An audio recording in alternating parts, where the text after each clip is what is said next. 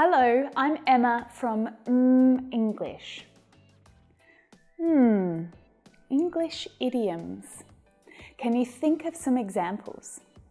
The early bird gets the worm, bite your tongue. Do they drive you crazy? Idioms are really common English expressions that can be used in formal and informal situations.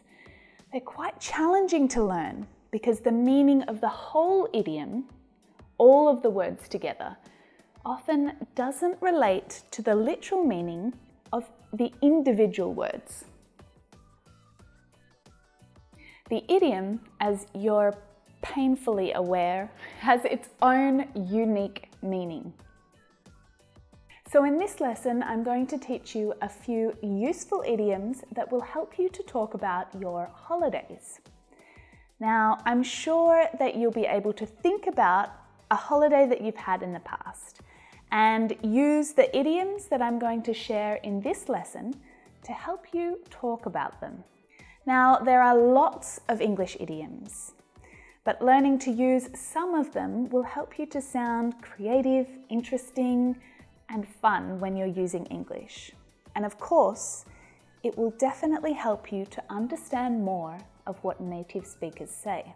Using idioms correctly in your English speaking exams like IELTS or TOEFL will definitely impress your examiner. So it's worth spending some time learning a few idioms that you can use to talk about holidays that you've had.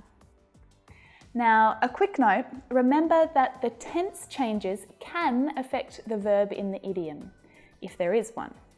For example, we're going to travel light.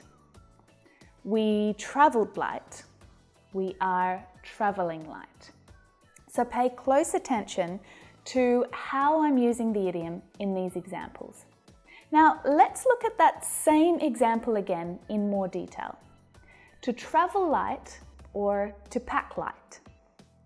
Now, if someone travels light or packs light, they don't take a lot of luggage with them on a trip. They don't take lots of bags. We have to walk a fair way from the station to our hotel, so try to pack light. We only stayed for 3 days, so we packed light. Do you need some help collecting your luggage, or are you traveling light? To hit the road. This idiom means to leave or to start a journey. We're going to hit the road at 8 a.m. We're going to leave at 8 a.m. We hit the road early so that we reached the village by lunchtime. Now, this idiom is just as easily used when you're at a barbecue with friends and you decide it's time to go home. You can say, okay, it's time to hit the road, or it's time I hit the road. To catch the sun. This idiom is used to say that someone is sunburned, burnt by the sun. We spent the whole day at the beach, so we all caught the sun. To someone who looks sunburnt, you could say, you look like you caught the sun today. Try not to catch too much sun today. Keep your hat on. Notice how this idiom can change depending on the tense. Same with the next one. To live it up or to live the life. This idiom is used to say that someone is really enjoying themselves and they're having a really good time without worrying about anything, including money. We're going to live it up in a 5-star resort for a few days. We're going to live the life on a beach in Mexico. We were living the life and having cocktails by the pool when the cyclone hit. To do something on a shoestring, or to do something on the cheap. Now, this idiom is nothing like the last one. If you do something on a shoestring or on the cheap, you do it without spending a lot of money. Staying in hostels is a good option if you're traveling on a shoestring budget. We travelled through France last year on a shoestring. We planned to spend a month in Bali on the cheap and then live it up in Singapore for a few days before we fly home. At the crack of dawn. This idiom describes the earliest time in the day, just as the sun is rising. We were up at the crack of dawn to watch the sunrise. It's a long drive, so we set off at the crack of dawn.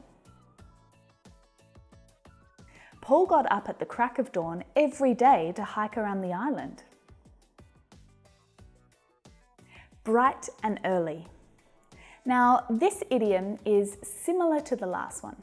It's used to explain that something happens early in the morning. It's not quite as early as at the crack of dawn though. We had to get up bright and early to catch the train to Paris. Another idiom that's similar is first thing. It means before anything else is done in the morning. We need to check out first thing tomorrow. You need to call and make a reservation first thing. We don't want to miss out. Oof, to call it a day or call it a night. This idiom means to stop doing an activity for the rest of the day, or to finish what you're doing at night and go home to bed. We were so exhausted that we decided to call it a day and ordered room service in our hotel room.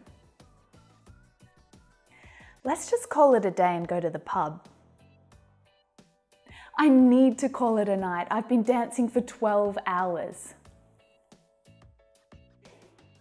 Itchy feet.